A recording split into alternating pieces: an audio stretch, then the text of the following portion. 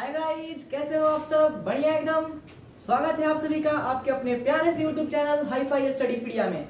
Friends, आज हमें बताते हुए आप सबों से बहुत ही खुशी हो रही है कि आज से हम अपने चैनल पर एक नया मुहिम का शुरुआत कर रहे हैं। आज से हम जीएस का क्लास कराएंगे, जीएस का वीडियो अपलोड कराएंगे, जिसके अंतर्गत पॉलिटी, हिस्ट्री, ज्योग्राफी, बायोलॉजी, इन सब सब्जेक्ट का वीडियो अपलोड कराए जाएंगे हमारे चैनल पे। तो आपसे रिक्वेस्ट है कि आप सब हमारे साथ जुड़े रहें, और अगर आपको ये सब वीडियो अच्छा लगता है तो लाइक करें, अपने दोस्तों के साथ शेयर करें और सब्सक्राइब करना चैनल को बिल्कुल ही ना भूलें, क्योंकि आप लोगों के लिए हम इतना मेहनत कर रहे हैं। तो आइए शुरू करते हैं आज की इस पॉलिटी की क्लास को। तो देखिए, आज का एक पॉलिटी का क्लास है। इसका पहला टॉपिक है आज संविधान के प्रमुख भाग। इसको हम लोग देखेंगे, संविधान के प्रमुख भाग को देखेंगे। आप सबों को यह पता होगा, पहले से इतने डिटेल में हम नहीं जाएंगे। आप सबों को पता होगा कि हमारा जो मूल संविधान है, उसमें 395 अनुच्छेद हैं। 395 अनुच्छेद है, 22 जो है भाग है तथा 8 अनुसूचियां हैं। कितनी अनुसूचियां हैं? 8 अनुसूचियां हैं। ठीक है, हमारे मूल संविधान में 395 अनुच्छेद, 22 भाग और 8 अनुसूचियां हैं। ठीक है, लेकिन अभी वर्तमान की बात करें तो वर्तमान में यह जो संख्या है, यह संख्या हो गई है कितना? तो यह संख्या आज अप्रोक्सीमेटली 450 हो चुकी है। 450 प्लस यानी कि 450 के पार हो चुकी है। आज हमारे वर्तमान समय में हमारे संविधान में अनुच्छेद की जो कुल संख्या है वह 450 के करीब हो चुकी है। और बात करें अगर भाग की, तो भाग भी 25 हो गया लगभग, क्योंकि मान लीजिए कि अगर भाग ये चौथा है तो भाग चौथा में जुड़ गया है 4 का क, तो इसमें ये ऐड हो गया है। इस तरह मान लीजिए भाग 9 है तो उसमें ऐड हो गया है भाग 9 का क। इस तरह से टोटल संख्या कितनी हो गई है? 25 हो गई है, जिसका चर्चा हम पूरे अपने इस वीडियो के अंतर्गत करेंगे। आप सबों को बहुत अच्छे से समझ भी आएगी, आशा रखते हैं। तो आइए शुरू करते हैं आज का ये वीडियो, आज का ये क्लास।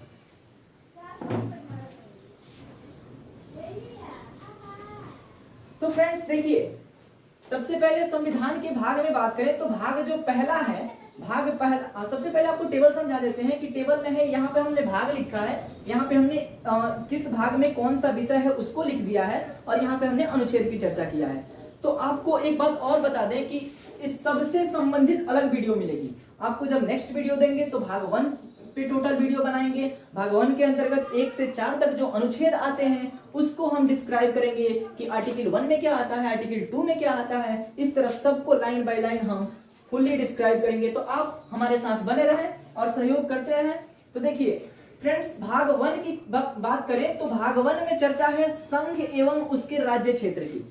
संघ एवं उसके राज्य क्षेत्र। संघ का मतलब क्या होता है? संघ का मतलब हमारा देश भारत, संघ का मतलब देश भारत, और इसके अंतर्गत जो राज्य आता है उसकी चर्चा है। संघ एवं राज्य क्षेत्र की कोई पूछे की चर्चा किसमें है तो भाग 1 में है। और ये भी कोई पूछ सकता है कि ये बताइए कि संघ एवं राज्य क्षेत्र के अंतर्गत कितने अनुच्छेद आते हैं, अनुच्छेद कहां से कहां आते हैं? तो अनुच्छेद 1 से लेकर 4 तक की चर्चा किसमें है तो भाग 1 में है, संघ एवं उसके राज्य क्षेत्र। भाग दूसरे में नागरिकता की चर्चा है। आप सब इससे पहले से परिचित होंगे। नागरिकता के अंतर्गत किसी भी भारतवासी को किस आधार पर उसे भारत का निवासी माना जाएगा, कैसे हम उसे कह सकते हैं कि यह व्यक्ति भारत का नागरिक है। तो इसका ये जो प्रावधान है भाग 2 में है। इसके अंतर्गत जो अनुच्छेद आता है 5 से 11 तक भाग 2। तो हम अनुच्छेद की अभी चर्चा डिटेल में नहीं करेंगे, हमें अभी केवल भाग जानना है। उस भाग से संबंधित जो विषय है उसको ध्यान में रखना है, और उसके बाद उस विषय के अंतर्गत कितने अनुच्छेद आते हैं उसको देखना है।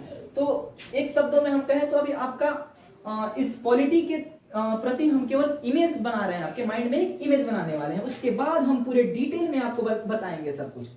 तो भाग दूसरा देख लिया हमने कि भाग दूसरे में नागरिकता की चर्चा, सिटीजनशिप की चर्चा, 5 से 11 अनुच्छेद।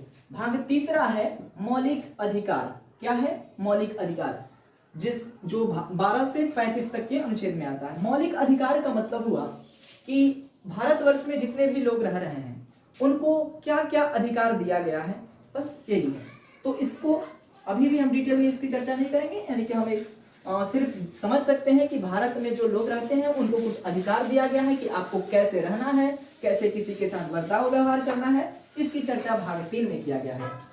आइए फ्रेंड्स, अब संविधान के भाग 4 को हम देख लेते हैं। इसके अंतर्गत राज्य के नीति निदेशक तत्व आते हैं और इसके अंतर्गत आर्टिकल 36 से लेकर 51 तक की चर्चा किया गया है। कहां से कहां तक? 36 से 51 तक, याद कर लेना। तो राज्य के नीति निदेशक तत्व, इसका मतलब क्या हुआ? तो आपको पता है कि संविधान का जब निर्माण हो रहा था उस समय संविधान सभा के सलाहकार कौन थे? ये क्वेश्चन आता है, इसको भी आपको माइंड में रखना है। तो उस समय संविधान सभा के जो सलाहकार थे वो थे BN राव। तो इन्होंने कहा कि देखो भाई, संविधान में 2 तरह के प्रावधान होना चाहिए, 2 तरह का अधिकार होना चाहिए। पहला तो ये होना चाहिए कि उसे तुरंत लागू किया जा सके, कोई भी कोई भी एक्ट है तो उसको तुरंत लागू किया जा सके, और जो न्यायालय में परिवर्तनीय हो। और दूसरा यह है कि अगर किसी कारणवश आप उसको कंफर्म नहीं कर पा रहे हैं, उसको पूर्ण रूप से लागू नहीं कर पा रहे हैं, तो यह सरकार का फर्ज है, कर्तव्य है कि वो धीरे धीरे करके कभी ना कभी उसे लागू करे, यानी कि धीरे धीरे उसको कभी उस पर सफलता मिले। तो यही जो उस वक्त सरकार इसको लागू करने में सक्षम नहीं रही, कुछ ऐसे भी अधिकार थे, मूल अधिकार थे जिसको लागू करने में सरकार सक्सेस नहीं हुई, तो उसी को रख दिया गया राज्य के नीति निदेशक तत्व में। तो यही इसका मतलब हुआ। इसको भी हम डिटेल में देखेंगे अगली कक्षा में। भाग 4 का क, ये बहुत ही इंपॉर्टेंट है, इसको हमें हमेशा के लिए याद रखना है। भाग 4 का क, जिसके अंतर्गत मूल कर्तव्य की चर्चा है। 51 का ए या 51 का क, इसमें अनुच्छेद आता है। भाग 4 के अंतर्गत 51 के क को जोड़ा गया। तो भाग 4 की बात करें तो 42वें संवैधानिक संशोधन की बात करें तो 42वें संवैधानिक संशोधन के आधार पर मूल कर्तव्य वर्तमान में उस समय कितने थे? तो 10 मूल कर्तव्य थे। 42वें संवैधानिक संशोधन के आधार पर मूल कर्तव्यों की टोटल संख्या 10 थी, लेकिन वर्तमान की बात करें तो वर्तमान में मूल कर्तव्यों की संख्या कितनी है? एक एक्स्ट्रा बढ़ गया है, टोटल हो गया है 11। तो अब कोई ये पूछेगा कि ये जो 11वां मूल कर्तव्य बढ़ा है, ये 11वां मूल कर्तव्य क्या है? 11वां मूल कर्तव्य क्या है और इसे कब, किस संवैधानिक संशोधन के आधार पर इसको ऐड किया गया, ये क्वेश्चन आता है। तो हमें याद रखना है कि इसे 86वें संवैधानिक संशोधन 2002 के अकॉर्डिंग जोड़ा गया है। 11वां जो मूल कर्तव्य है उसको 86वें संवैधानिक संशोधन 2002 के अकॉर्डिंग जोड़ा गया है, जिसमें कहा गया है कि 6 से 14 वर्ष तक के जो बच्चे हैं उनके माता पिता का यह कर्तव्य है कि वे अपने बच्चे को कहां भेजें? स्कूल भेजें।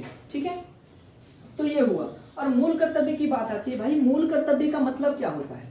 मूल कर्तव्य का मतलब तो यही है ना कि हम भारतवासी को संविधान का पूर्ण रूप से पालन करना चाहिए, राष्ट्रगीत जो है, राष्ट्रध्वज जो है उसका हमें सम्मान करना चाहिए, आदर करना चाहिए।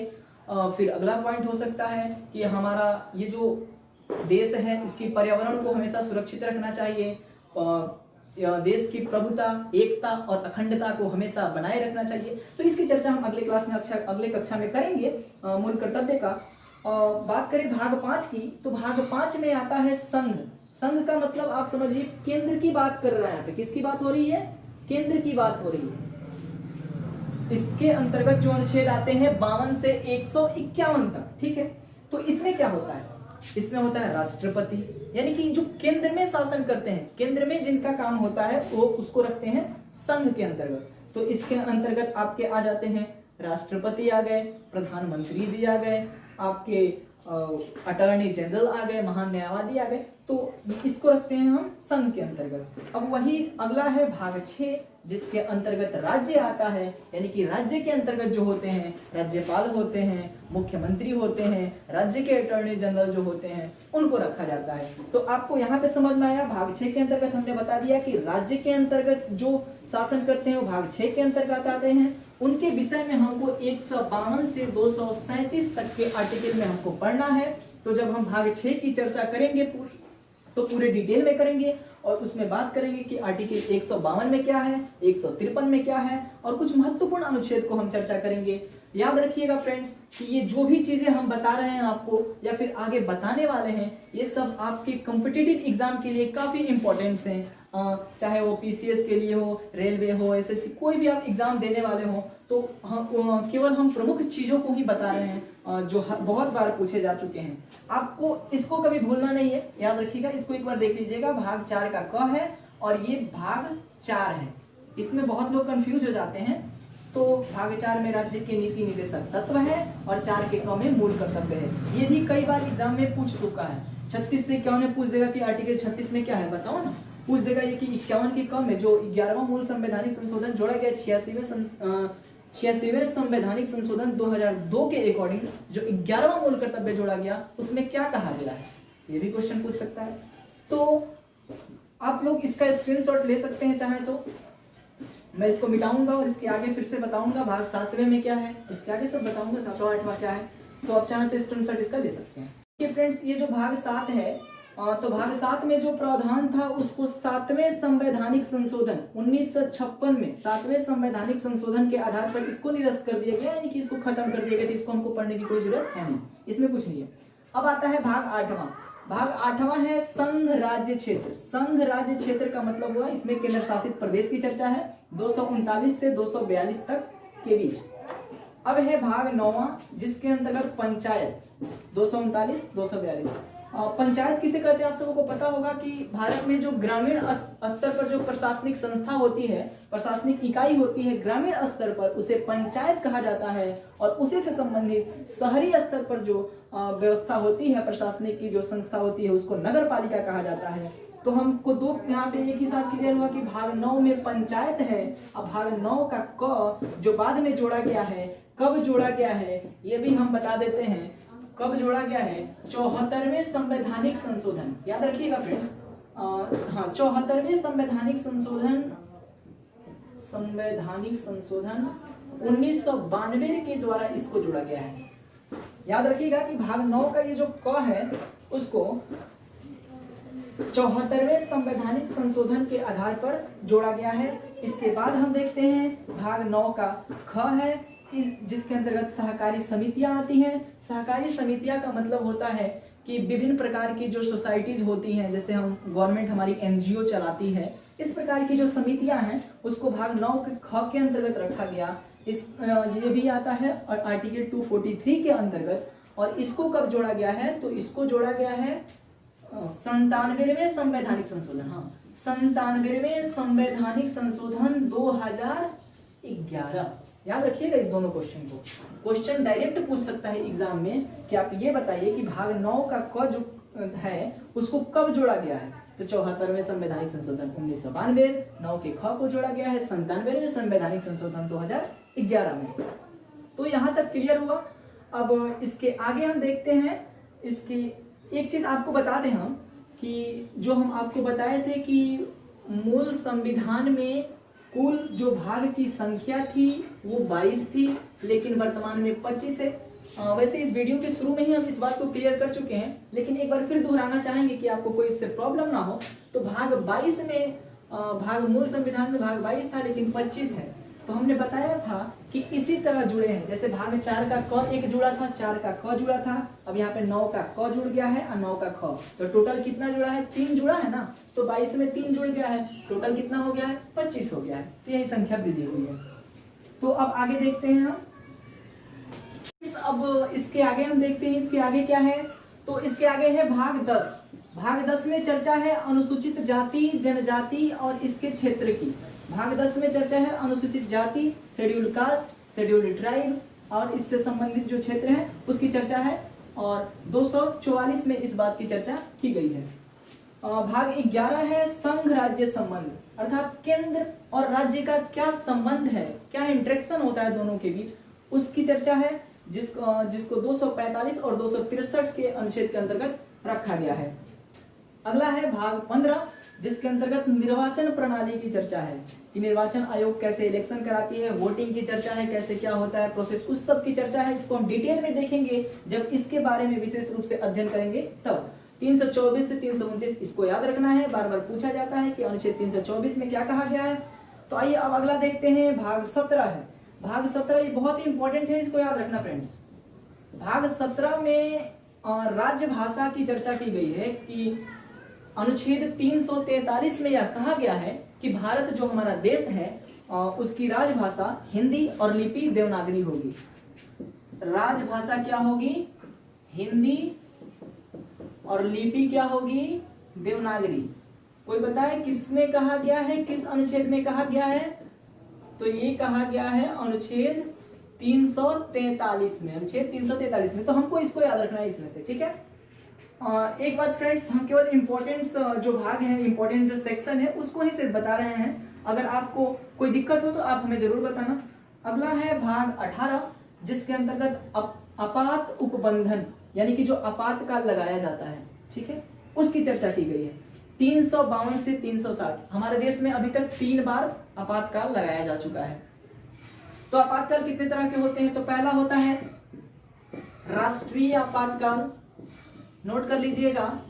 पहला होता है राष्ट्रीय आपातकाल, दूसरा होता है राजकीय आपातकाल, राजकीय आपातकाल जिसको हम राष्ट्रपति शासन भी बोलते हैं। क्या बोलते हैं? राष्ट्रपति शासन भी बोलते हैं।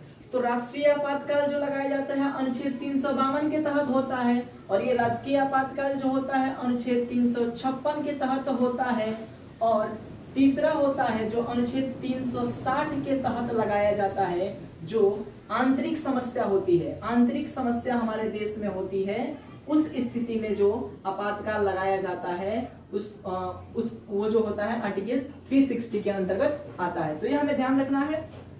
आपात उपबंधन हमने बता दिया कि 352 से 60। ये भी पूछता है, ये इसको एक बार याद रखिएगा माइंड में हमेशा कि राजकीय आपातकाल ही राष्ट्रपति शासन इसी को कहा जाता है। कई बार बच्चे कंफ्यूज हो जाते हैं कि राजकीय आपातकाल क्या होता है, राष्ट्रपति शासन इसका मतलब क्या? तो इसको हमें हमेशा ध्यान में रखना है कि राजकीय आपातकाल को ही हम राष्ट्रपति शासन कहते हैं, जो आर्टिकल 356 के तहत लगाया जाता है, ठीक है। अगला है भाग 20। भाग 20 में संविधान संशोधन की बात कही गई है। भाग 20 में जो बात रखी गई है कि संविधान को संशोधित करना, अगर किसी भी कानून को लेकर कोई गलत उसमें धारणा है तो उसको हम कानून को क्या कर सकते हैं? संशोधित कर सकते हैं। ये भाग 20 में इसकी चर्चा है, जो आर्टिकल 368 के अंतर्गत आती है।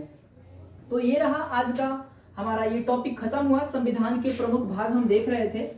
तो फ्रेंड्स, अगर इससे संबंधित आपको कोई भी प्रॉब्लम हो, इसमें कहीं भी दिक्कत हो या फिर कहीं कुछ त्रुटि हो, तो आप हमसे जरूर साझा करें, हमसे जरूर बताएं। और ऐसे ही वीडियो के लिए हमारे चैनल पे बने रहें, देखते रहें हाईफाई स्टडीपीडिया।